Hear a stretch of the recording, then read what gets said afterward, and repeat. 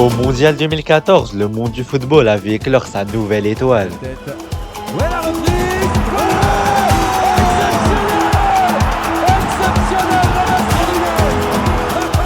Un certain Colombien au numéro 10 sur le dos et sur le toit du monde le temps de quelques semaines. Il envoûtera toute la planète football et c'est là la révélation de l'un des plus grands prodiges de l'histoire de la Coupe du Monde. Étant l'un des derniers représentants d'un poste désormais éteint, le numéro 10 à l'ancienne. Mais c'est aussi l'histoire d'un prodige qui s'effondrera sous le poids des exigences du football moderne, avant de connaître une nouvelle renaissance le temps d'un été. Mais pour comprendre sa chute, il faut s'intéresser à son histoire, l'origine du génie colombien James Rodríguez.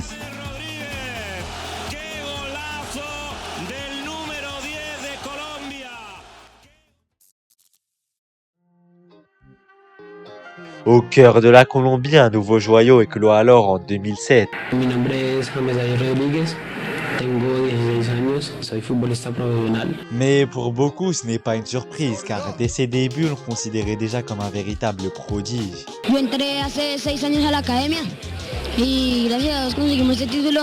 Dejamos una huella acá en Medellín para el otro año. La ilusión es llegar hasta donde, James. La ilusión es, yo quiero ser profesional.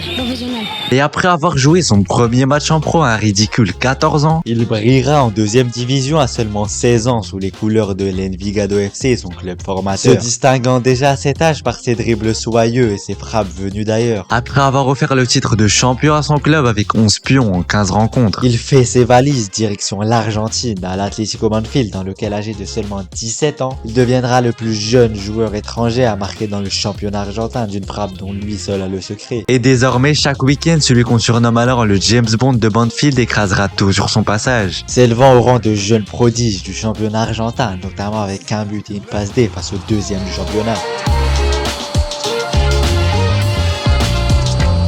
Offrant la victoire au sien, mais offrant surtout le premier et seul titre du champion du club.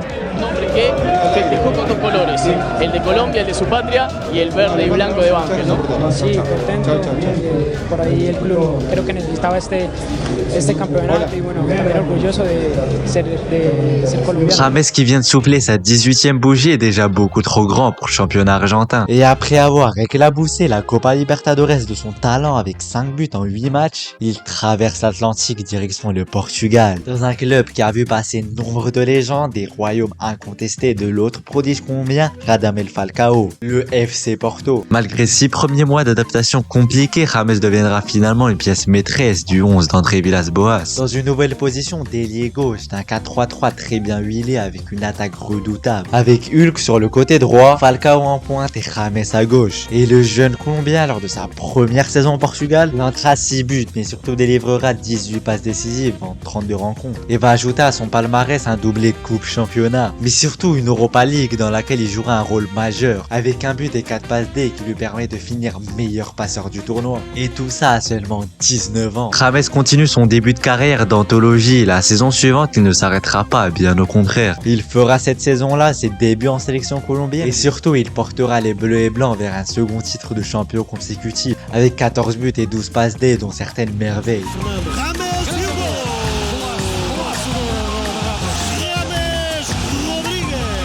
Et après une dernière saison avec les Dragons tout aussi réussie que les deux autres, James prend son envol direction la Ligue 1 pour un transfert record d'environ 45 millions d'euros. Uno siempre quiere llegar lejos y bueno, ojalá que Mónaco influya mucho para que yo pueda hacer grandes cosas, ¿no? Il retrouvera son compatriote en sélection, Radamel Falcao. Monaco d'ailleurs qui pour son retour en Ligue 1 fait un mercato XXL, construisant une équipe monstrueuse avec de très bonnes prises comme Eric Abidal ou Joao Moutinho. Mais surtout une équipe qui va confier les clés du camion à James qui retrouve son poste de prédilection, le poste de numéro 10. Et celui qu'on surnomme désormais le jeune magicien va s'éclater en Ligue 1, en portant Monaco jusqu'à la 2e place du championnat et finissant la saison avec 9 buts et 13 passes D en 34 apparitions. James Rodriguez gives Monaco the early lead. Ce qui lui permet de finir meilleur passeur du championnat, nommé à la fois parmi les meilleurs espoirs et les meilleurs joueurs de la saison. Prenant par la même occasion une place dans le 11 de l'année en Ligue 1, James apparaît à ce moment-là pour beaucoup comme l'un des plus grands cracks du football mondial. Et c'est dans ce contexte plus que prometteur que James va s'envoler avec les siens en direction le Brésil pour un rendez-vous avec l'histoire.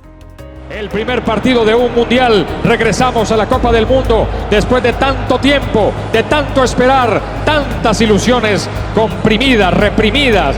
Tanto tiempo sufrimos para volver a una Copa del Mundo y aquí rueda el balón.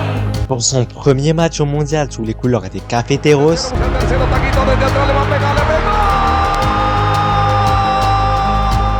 il inscrira un but contribuant à la victoire 3-0 des siens. Puis il enchaînera avec un pion crucial pour se défaire de la Côte d'Ivoire 2-1, qui qualifie son pays pour les 8e, et lors de la victoire 4-1 face au Japon, il délivra 2 caviars ainsi qu'un délice de but. C'est ainsi que malgré la blessure de Falcao privé de mondial, la Colombie peut compter sur un James taille patron, positionné en pur numéro 10. Et il ne va pas s'arrêter là. Face à l'Uruguay, demi-finaliste de la dernière Coupe du Monde, il signe un doublé historique.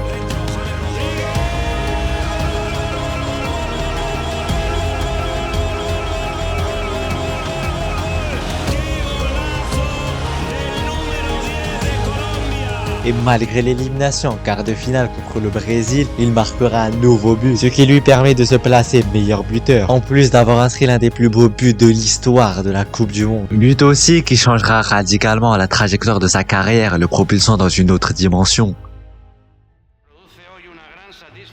El fichaje de James, que ha sido una de las sensaciones en el Mundial de Brasil. Queridos amigos, hoy damos la bienvenida al Real Madrid a James Rodríguez. Le 22 juillet 2014, soit 18 jours seulement après l'élimination en Coupe du Monde, James signe un contrat historique avec le Real Madrid pour un montant record de 75 millions d'euros, ce qui fait de lui à l'époque le 4e joueur le plus cher de l'histoire, héritant par la même occasion du très prestigieux numéro 10. On peut penser qu'elle a marché trop haute, qu'une telle pression dans le club le plus exigeant du monde aura raison de lui, mais ce serait mal le connaître. Lors de sa première saison dans la capitale, James va émerveiller toute l'Espagne. 17 buts et 18 passes D en 46 matchs.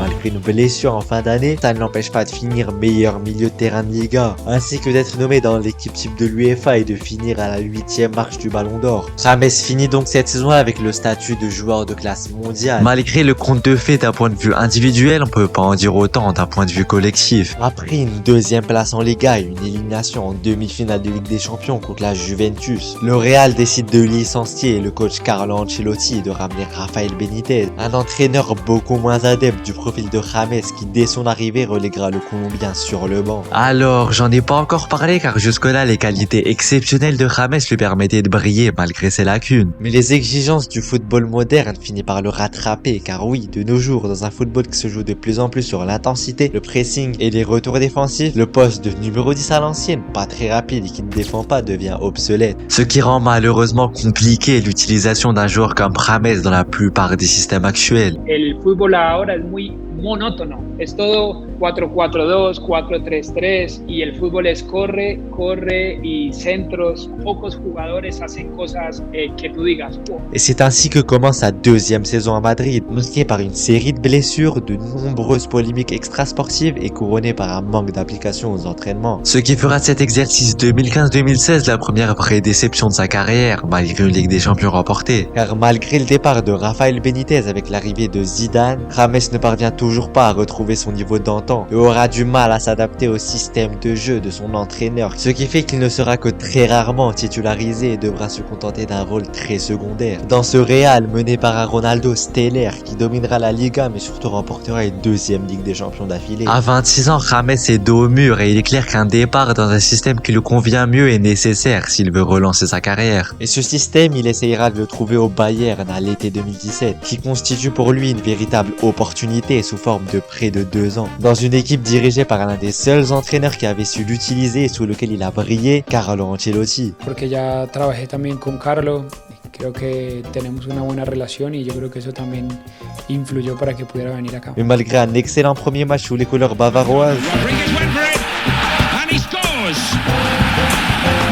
James verra Ancelotti se faire virer 2 mois seulement après son arrivée. Et ses remplaçants ne compteront pas vraiment sur lui, ce qui lui fera vivre 2 saisons très compliquées, notamment rythmées par une série de blessures et de nouvelles dérives extrasportives. Son entraîneur Niko Kovac lui reprochera d'ailleurs lui aussi un manque d'activité défensive et une lenteur dans les phases offensives. Des défauts assez clairs de son profil de numéro 10 à l'ancienne, qu'il arrivait autrefois à masquer par un niveau hors norme, niveau qu'il pète désormais à afficher en vue de sa condition physique, malgré tout de même quelques coups d'éclat. Et le Bayern, logiquement, ne va pas le conserver à l'issue de son prêt. Et à son retour à Madrid, il retrouve celui qu'il avait relégué sur le banc, Zidane. Résultat, seulement 8 apparitions en Liga, notamment embêté par une blessure au ligament. Une nouvelle saison à oublier. En été, il cherche désespérément une porte de sortie qu'il trouvera dans un club de moindre envergure, Everton. Et on semble revoir le James d'antan avec un début de saison de folie, sous les ordres d'encore une fois Carlo Ancelotti. Mais il retombera vite dans ses travers, enchaînant les blessures, les performances moyennes et n'étant même plus utilisé en sélection, finissant en 10e rang de première ligue, quittant le club au bout d'une saison seulement après l'arrivée sur le banc de Rafa Benitez. Sa prochaine étape, un exil au Qatar à Al Rayyan à seulement 30 ans, avant de s'envoler pour l'Olympiakos où là non plus ça ne fonctionnera pas du tout, au point d'avoir son contrat résilié 4 mois seulement après son arrivée. Et il enchaînera un 6e club en 6 ans à Sao Paulo, où il n'inscrira que 2 buts en 22 rencontres, se faisant fusiller tous les week-ends par la presse brésilienne, avant de se faire reléguer encore une fois sur le banc. Mais à l'été 2024, alors que tout le monde le pensait finito, il va renaître de ses cendres. Il illuminera la Copa América à son poste de prédilection, le poste de numéro 10, dans un nouveau rôle d'électron libre où il délivrera 3 passes D en phase de poule, puis enchaîne en détruisant le Panama dans un quart de finale d'anthologie.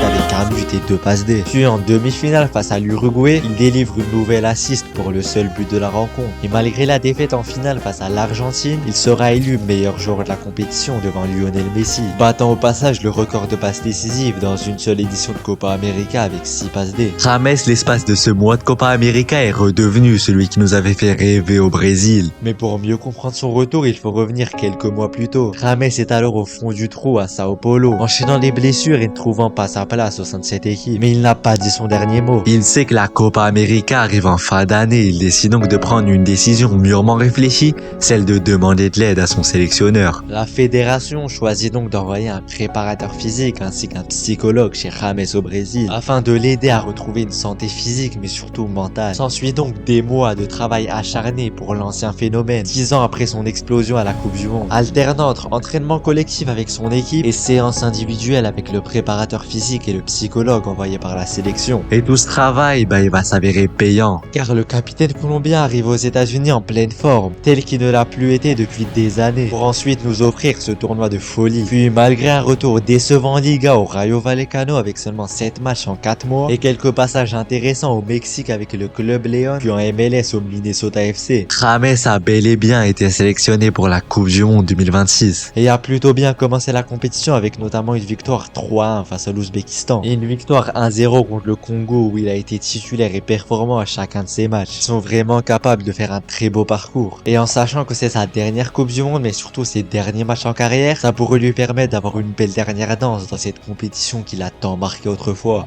Hay muchos niños que no quieren ser 10 porque ahora no hay y los que hay técnicos que tienen 10, o sea, como que los ponen a un lado. Te puedo decir, hace 15, 20 años, todos querían ser 10, todos, pero ahora es mucho más complicado.